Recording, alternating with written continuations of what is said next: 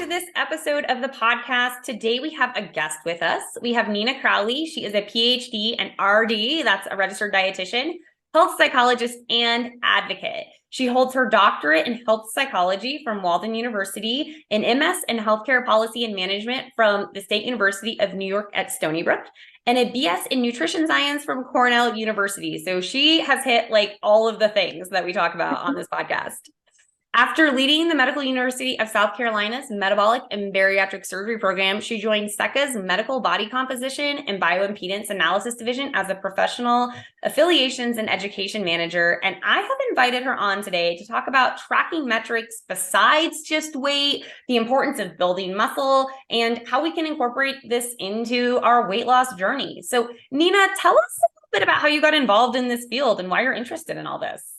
Thank you. Well, I'm happy to be here and have this conversation with you. I think we could probably talk all day about this and some other topics. So, yeah, Totally. I got started as a dietitian. I landed in bariatric surgery. I absolutely loved counseling and went back to school to get my PhD in psychology to be a better, more effective dietitian. And so doing that, I then, loved my bariatric program and became the leader of that for a few years. And after kind of figuring out what I wanted to do next and what I was attracted to, I was really interested in kind of educating folks on anything. And so it kind of landed in body composition, where I get to talk about something I'm completely involved in. I love the ability to have something other than weight to talk to folks about. After being so embedded in bariatrics, I was just really kind of embedded in that insurance world for so long. So all of this, you mean like just like specific numbers, right? Like you need to have this percentage of weight loss, or you need to be like, this BMI qualifies you, this BMI is good, this is bad, like all those sort of like numbers that we use a lot in medicine, but don't always have a lot of meaning to an individual person. Right. And really kind of thinking, I work a lot with the Obesity Action Coalition, who advocates for patients' access to care. And so really kind of thinking about how to get people access to better care, better metrics. And so that kind of all aligns. And so SECA is a good place for me. I get to sort of work in all of these fields. And it's been really nice over the past 2 years seeing all of the changes in the healthcare field around obesity care and medications that are more highly effective and outcomes that matter to patients. And so yeah, there's so much going on right now. Sometimes I get dizzy because I've done this for like 10 years. I don't know how long you've been in the field, but a long time as well. And it felt like it was like kind of under the radar. Like people didn't really know what we did, And now, I mention what I do to a stranger and they're like, oh, you mean like Ozempic? Like everyone knows that we have interventions that help with weight, and people are starting to wrap their idea around weight being medical as opposed to just like a personal choice or something. So it's just crazy, the world right now, like how much attention this is all getting. So, and a double-edged sword too, What'd you say? It's a double-edged sword too, right? Like we wanted attention on the disease state for so long. Now we have it. It's not always positive, but I think, things like what you're doing, talking to people about what's the evidence, what's science out there, and what, how effective these treatment options can be is really important work. And I do think that we'll see a tipping point, and maybe some of that media and insurance coverage get kind of on the more favorable side to, the disease. Yeah, I think it's all moving towards progress, but yeah, it's a lot. And like you said, a double-edged sword. There's so much going on right now in the weight loss world.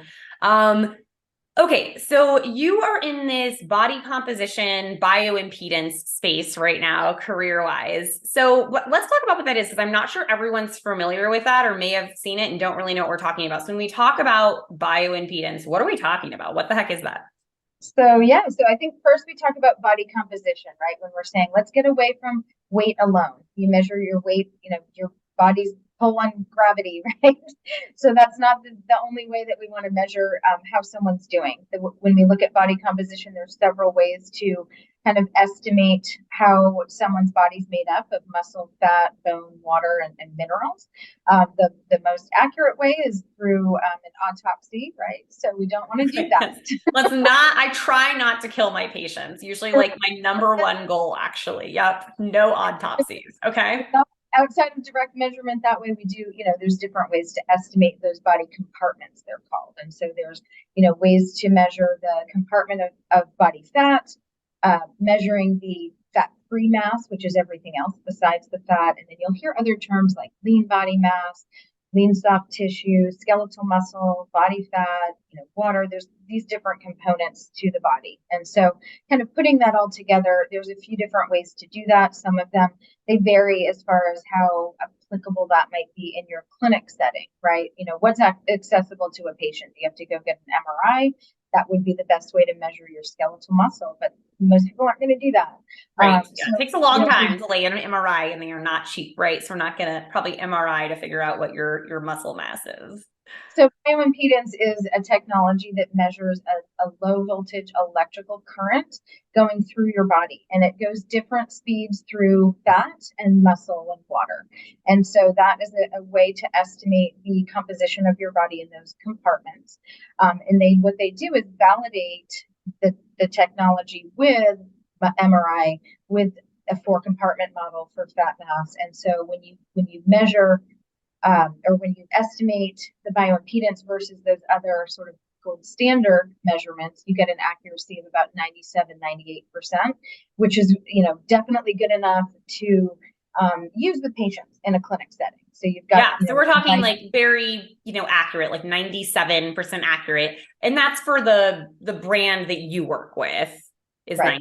97%. And I have a different brand. I use the InBody in my office. I think they're like closer. The one I got, which it's getting old, is like 95%.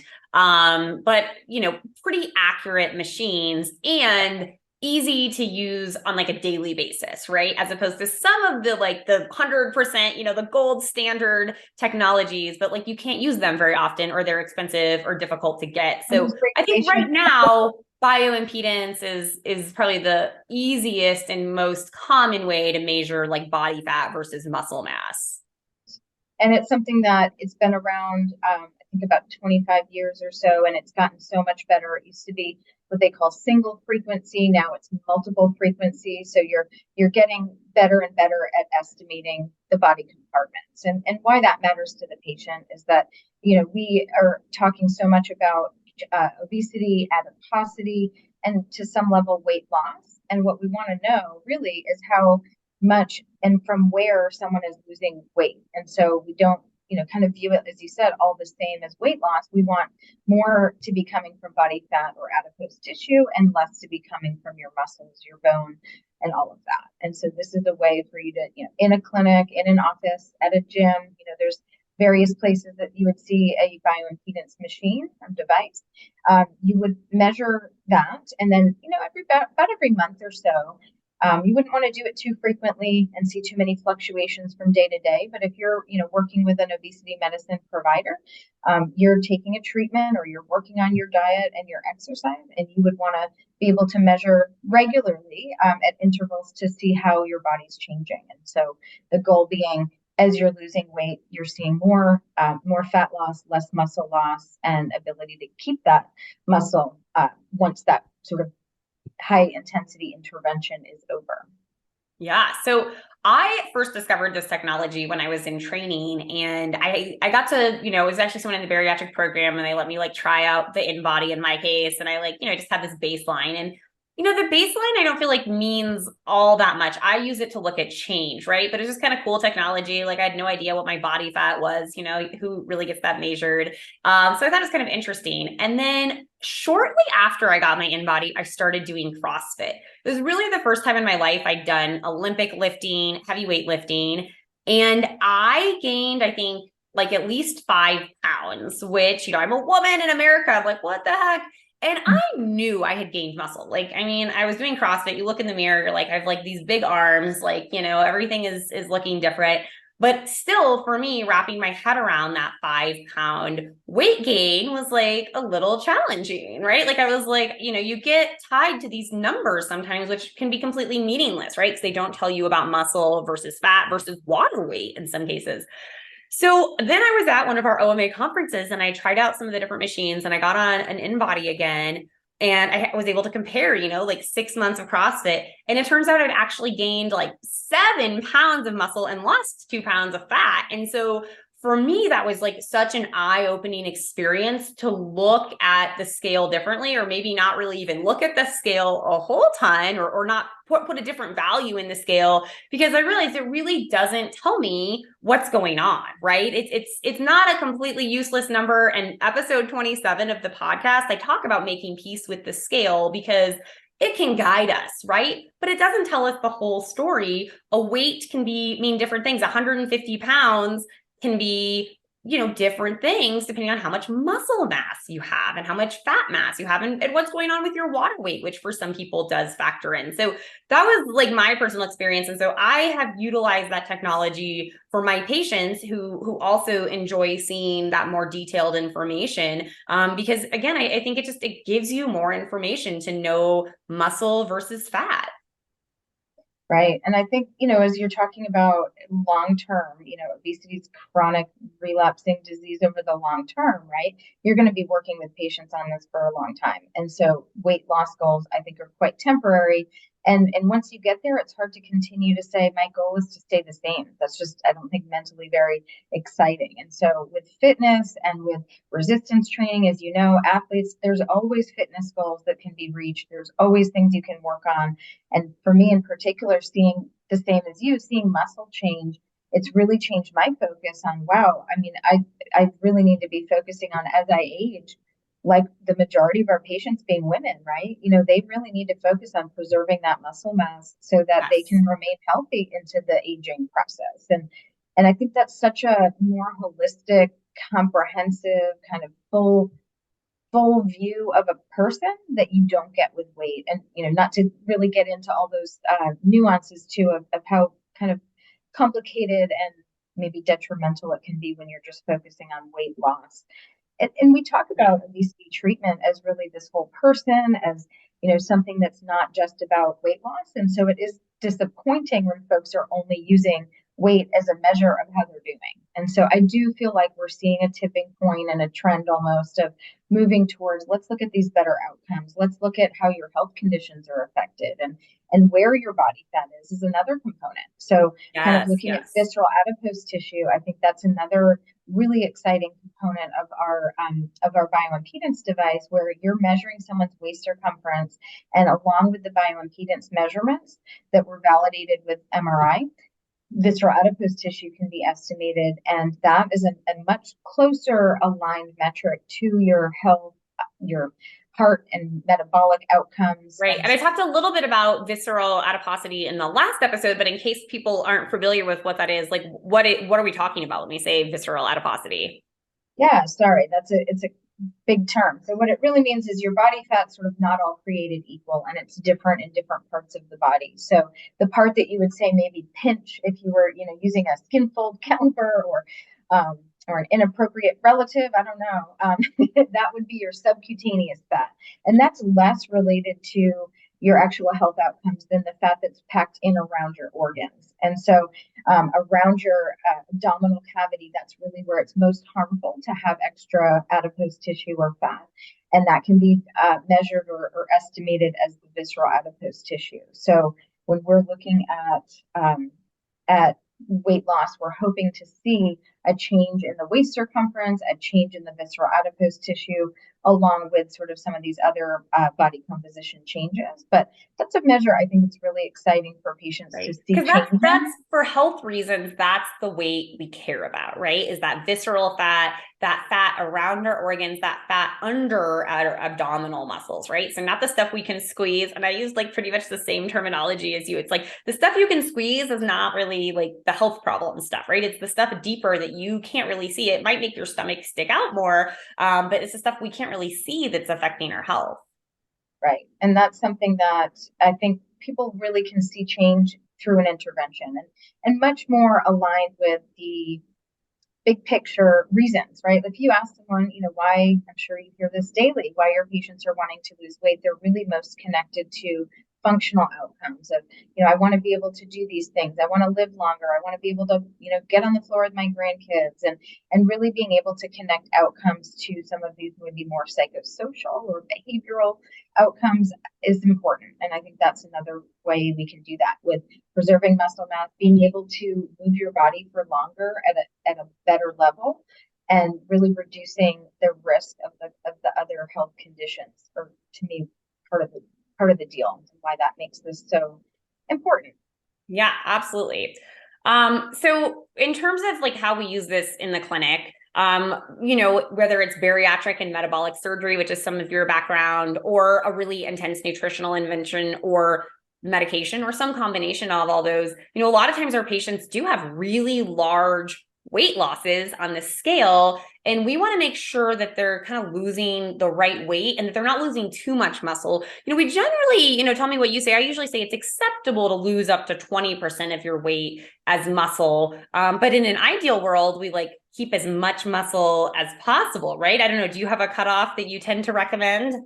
I've seen, obviously, I think the goal is 0, right? If that were possible. But what I've seen kind of in the literature is somewhere between about 20 and 30%, depending on, how fast that is. Like you said, with bariatric surgery, it's kind of accepted and known that there's going to be this rapid weight loss period, and then a period of preserving. And I think the most key component of that is seeing data or research about the more lean muscle that you can keep during that weight loss phase. It's actually related to keeping that weight off long term. So if someone loses that, I don't know, 50% of the weight that they lost as that lean, metabolically active tissue that keeps your metabolism up, it's going to be much more likely that they're going to struggle longer term and maybe put weight back on. So I almost also look at it as a preventive measure for So keeping the muscle mass is really one of the things that can help you maintain the weight you've lost. And it keeps your, the more complicated version or conversation about resting metabolic rate, right? The higher you can keep that up. I always think of the Biggest Loser studies, right? Where people, lost so much weight, they lost their metabolic rate went so low that they really could only survive on a real low number of calories long term. So part of the other reason to keep muscle on you during weight loss is so that when you're getting to that maintenance phase, you're able to, consume a number of calories. Really, that's something that you can actually feasibly do long term. Yeah. So keeping that metabolic rate by keeping that muscle mass. And then, I don't think it gets talked about enough, but that muscle mass has lots of health benefits, especially for women. Bone health is one of the big ones, preventing fractures as we get older. But we're really just starting to see more and more improved outcomes health-wise in general, based on, preserving our muscle mass. And so definitely a factor. And then, how much is acceptable to lose probably is based a little bit on where you start, right? Because sometimes I will have people who come into my clinic and their muscle mass is like off the chart, right? And so like if they lose a little, like they have a ton to begin with. And so that may be less of a big deal. But then I have some people who, even though they have extra adipose or fat tissue on them, their muscle mass is on the low side. And so those are the patients I really push to be like, ooh, I don't want you to lose any muscle. Like we need to really actively try to build muscle for you while you're losing fat, because you don't have any muscle to lose. Totally. And that's something you can't see exactly or assess, just from visual. So yeah, I mean, the other piece of this is when someone has excess weight on them, it builds muscle to carry around excess adipose tissue and muscle and all of that. So, you may see a lot of our patients who have excess weight with high muscle and high fat. But there also are patients, they call it sarcopenic obesity, where the muscle mass is low and really at a cut point that is, scary or related to malnutrition or something like that. So even though they look heavier, bigger bodied, and like they're carrying excess adipose tissue, they really are not having enough muscle mass. And that has a whole host of other negative, health conditions. Most recently, I kind of dove into that, looking at dementia and obesity and sarcopenia and all of that. So yeah, I think we're probably at the beginning almost of seeing more data on this, but I do think it's monitoring it, like you said, looking at someone at the beginning of an intervention, so you can say, these are the parameters, and if we see this going so low that it's, getting into a place where you're having falls or your frailty or, any of those kind of things come up, that's a problem. And that is where you would want to intervene sooner, not wait till, 6 to 12 months go by if you're, seeing them more frequently. And with medications too, I think I haven't seen a real standard of, like you said, 20%, 30%, but, there's been some discussion about some of the studies in the medication world of, what's an acceptable number. And really it kind of, to me, comes back to, from a nutrition and exercise perspective of most all of our patients need to work on strength and resistance training more than they are, and preserving muscle through a diet and including a higher protein intake than they may be doing. So, not that sometimes that advice can come off as like, well, eat less, exercise more, right? Like eat more protein and But it's giving a little more specific advice of like, okay, like our first thing is always just move more. I always encourage everyone just move more. Like that's what the data says. But then once we're doing that, at least twice a week, doing some dedicated strength training where whether that's yoga or Pilates or something that's lower intensity, or whether that's, hitting CrossFit or doing some powerlifting, squats, lunges, something where you're getting that pull on the muscles and making them grow, right? Like we have to stimulate our muscles to grow. And the way we do that is essentially by making them work. Yeah. And getting to a place too, I think with exercise where I think it's easier to make the connection with why resistance training is important when you're seeing like what would happen to your muscle mass over time, and getting to that mindset of like, I'm doing this to preserve my muscle versus I'm just doing exercise to like get a little bit of extra weight loss. I think, but also, be careful too if you're doing it because you could gain weight, and that's why you don't want to be too obsessed with the scale, right? Because if you start doing strength training, the scale may go up, and it doesn't mean you've gained fat. It just, it means you're gaining muscle, which for a lot of people is what we want them to do. So it's almost like having a neutral assessment on what those numbers are doing, and focusing more on what you can control and what your goals are. And I think that's in line with most folks' goals. So as we have these more powerful tools, I think one of the ways that I like having this technology in my clinic is, again, making sure people aren't losing too much muscle.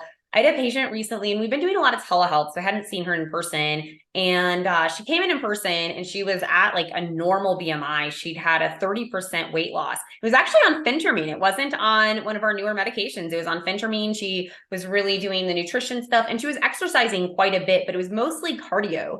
And so I was like, well, let's see what the InBody says, and it was fascinating because she actually had not lost any muscle. Like she had lost pure fat for that 30%. And so that was like super encouraging because she, again, she was eating protein with every meal, which is what I recommend to maintain that lean mass, that muscle mass. And she was exercising. She was doing a lot of cardio, but some of it had a little of resistance involved. And I think that tool was helpful because I was going to push her to do a little bit more formal strength training. But I think when I saw that data, I was like, great, like, let's not mess with success, right? The workouts you're doing are getting enough of that muscle stimulus that you're keeping your muscle mass. So it was really reassuring to have someone have had that much weight loss, but their scan looked great, right? So I was like, okay, carry on. Yeah, and that really gets to sort of this individualized care that you do, right? And that you would not have been able to make those same assessments or recommendations if you just had her weight or BMI. Right.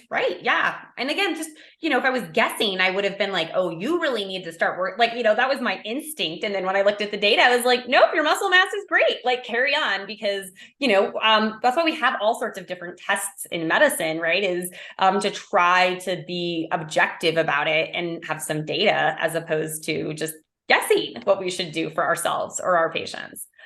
I like looking at it like an experiment too, almost, right? Like you're their partner in trying something new. So, rather than just having it be sort of top-down advice, this is, hey, let's experiment. You don't think you like resistance training, right? But maybe try something for 6-8 weeks and see what you can do, or however long that takes to really see some change there. But then see and see how they feel, and look at those numbers as another part of that comprehensive assessment. I love that so much. And that's so much of my approach with what I do with what I call weight care, where it's individualized, right? Like my patients eat all sorts of different foods, but we really see what they respond to and what makes sense for their life. Because if I gave them a specific diet or the way I like to eat, that's not going to work for everyone, right? We have to see what works for the individual person. And that's true for exercise too. Some people put on muscle super easily. My husband is that person. He like lifts weights 2 times and he has like biceps. I'm like, what just happened? Right. I mean, I would have to like do like 3 hours of like bodybuilding a day to like, have the same results. So, people's bodies respond really different, right? Some people just naturally have more muscle mass than others too. And some people respond again to that strength training. And then some people, running and tennis, like they can build muscle from that too. It's nice. I think that's all part of this sort of checking in where you're at and not comparing to other people. And it's easier to do that when you're like, here's these 10 things to look at versus when you're just looking at that one number. It's a much more consistent message with what you're actually doing in your counseling. So we have been talking about the scales that do bioimpedance that we use sort of clinically that are quite pricey and big investments for clinics who use them, but often really are helpful for patients.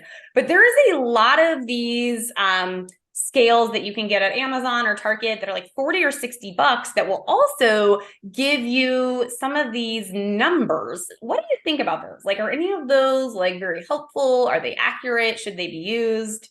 I've got a lot of thoughts on that, but kind of, the big categories of them. One would really be that so first of all, those devices are not going to give you the range of parameters, right? So they might tell you your body fat percentage or muscle mass. There's not going to be that full range of maybe 19 or 20 different outputs. So I think they can be used together with an in clinic or, in one of the more medical grade devices.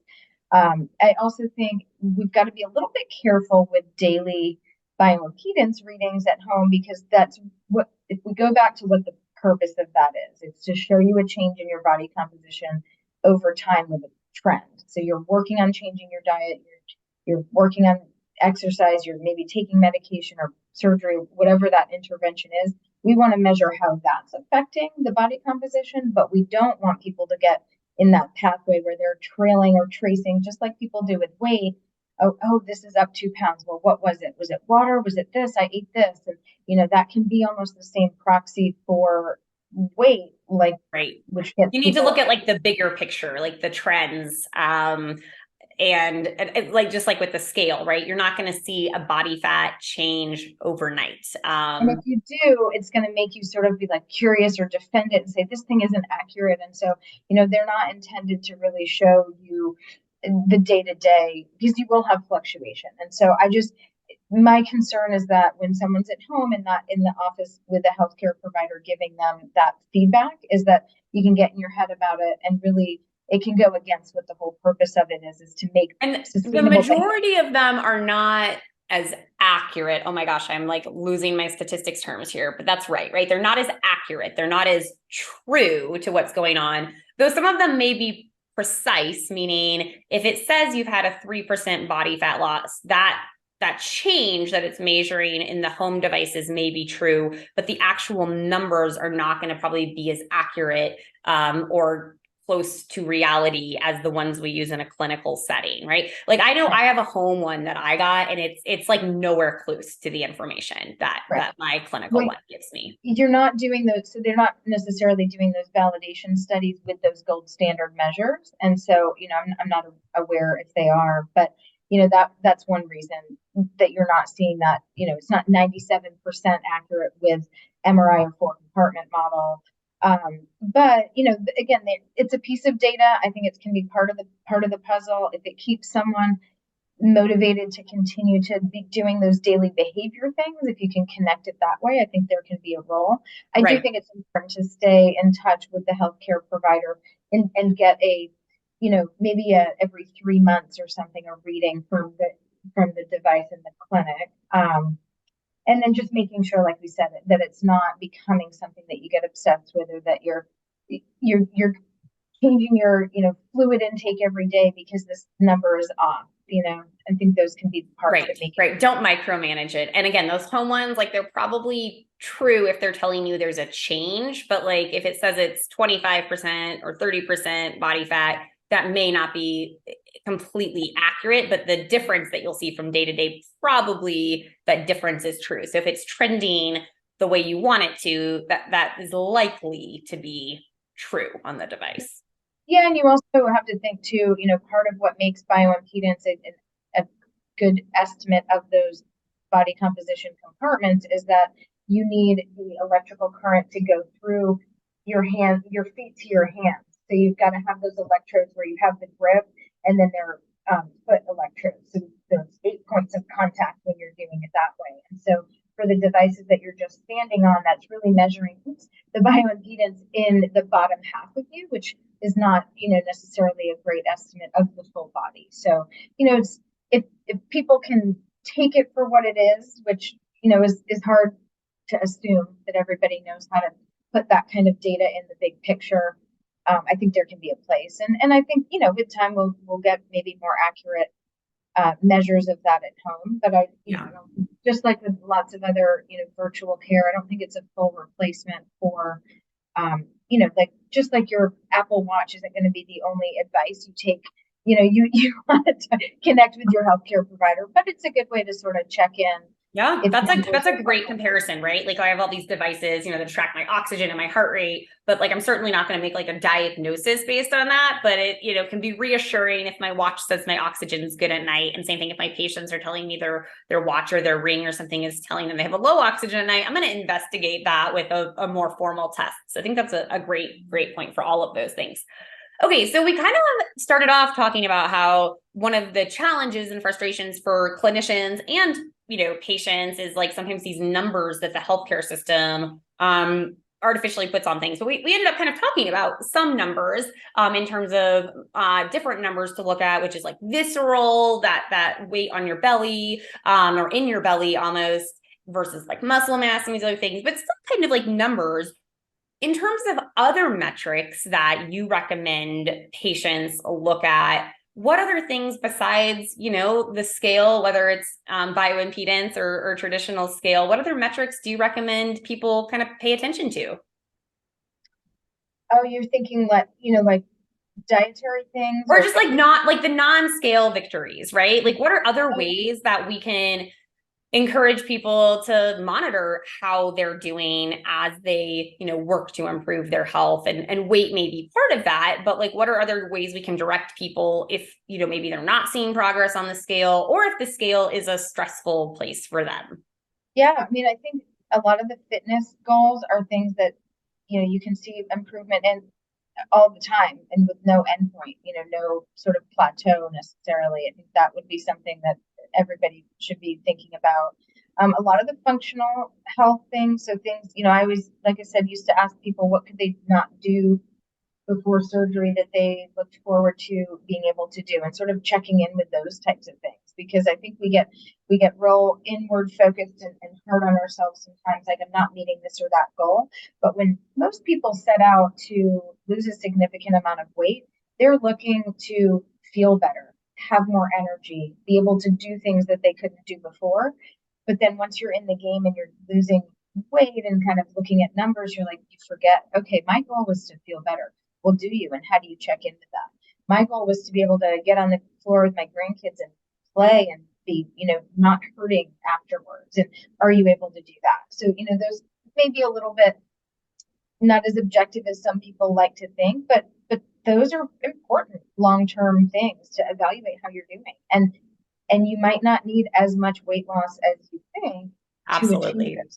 Yeah. A lot of times, our data shows, and what I see clinically is a 5% weight loss, people feel better and we see improvements in health, right? Your inflammation goes down really quickly when you lose weight. So your joints may feel better. You may have less asthma symptoms. Your energy may be better. Blood pressure sometimes goes down really quickly. So you get a lot of health improvements from that weight loss. And so sometimes it's just looking at those, but I love that, like looking at other things in your life. And we talked about at some point, you stop losing weight, right? Like, whether that's at your goal weight or whether it's at a new healthy weight for you, the weight loss you get into a maintenance place. But a lot of people like something to track. And so if they're not seeing a change on the scale, then that can be like lack of motivation, right? They liked getting that reinforcement of the scale changing. And so finding a new goal, whether that's, okay, I'm going to increase muscle mass. I don't care what the number of the scale is, but I want to see the muscle mass go up. Or some fitness goals, which I love. Like, I actually don't think I've talked about that a whole ton on the podcast, but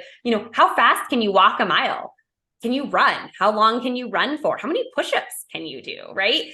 Whether that's on your knees or against a wall, like, it doesn't have to be a traditional push-up. How many sit-ups can you do, right? Can you touch your toes? I don't know, maybe like a new goal that you reach for that you can track in some way that gives you that motivation and also makes it more about health. But setting those up at the beginning too, because I think that's where we get into trouble. And even as healthcare providers, right, is patients will go, the healthcare provider will say, oh, your BMI is this, you qualify for that. Let's get started on this. And then they only measure weight. And then at the end, when it's like, okay, now you're not losing weight, you're at a plateau, well, let's start thinking about these other things. And I think it's important that you think about those up front and before starting an intervention and say, what are the things that why am I doing this? Kind of thinking, maybe journaling. And I used to have patients write this letter of like things you miss and things you don't miss about, in this case, significant weight loss after bariatric surgery. And all the stuff they missed were like a couple food things here and there, but all the don't miss were so rich and, life things. And they really told you a lot about how that person was engaging and interacting in the world in a completely different way. And as a provider, those are the things that make you go home and tell your family, like, I love what I do. It's not. I love that idea. Okay, I usually leave people with some homework, and I like this letter idea of, write a letter of the things, wherever you're at in your journey of, okay, the things maybe you feel like you're missing out on, or that you've lost, or that you've changed, or that you've cut out, and then write to yourself like, but here are all the positives. Here's what I've gained. Like, I've gained self-confidence. I ran for a minute and I didn't think I'd ever be able to run again. I walked all day at Disney with my kids. I got off of medication, right? Like, what are all the positives? And just, I like the idea of it being a letter kind of to yourself and something you can go back to. So I love that. That's beautiful. Okay, that's the homework today. Write yourself a letter of what maybe you feel like you've lost or given up, but like, what are the things that you have gained? I love that. You love it. It was your idea. Of course you love it. I know. I love everyone to do it. Okay. Well, so yes. Okay. You're like, I love it. All right. How can people connect with you after this? If they want to stay in touch or follow you on social, where's the best place to find you? Sure. So I love LinkedIn now because I'm able to really kind of process all these, news articles and research articles that are coming out about obesity care. So that's probably the best way to kind of connect with me. Right. Nina's on LinkedIn. I'm going to put all her connections in the show notes if you want to follow her or learn more. Thank you so much for joining us. I think we had an awesome conversation about the importance of muscle mass, like not putting too much weight on the scale. No pun intended. And I love this idea of like writing a letter. Like, what have you lost? But like, really, what have you gained? So thank you so much for joining us today. And until next week, take care. Thanks for having me. Thank you for listening to the Dr. Francavilla Show, where we learn about all things related to weight and health. If you love this podcast, make sure to leave those 5-star reviews and share this podcast with a friend or loved one. If you have a topic about weight and health you want me to tackle, head over to the website, thedrfrancavillashow.com to submit your question. And make sure to subscribe to the podcast so you don't miss next week's episode. Take care.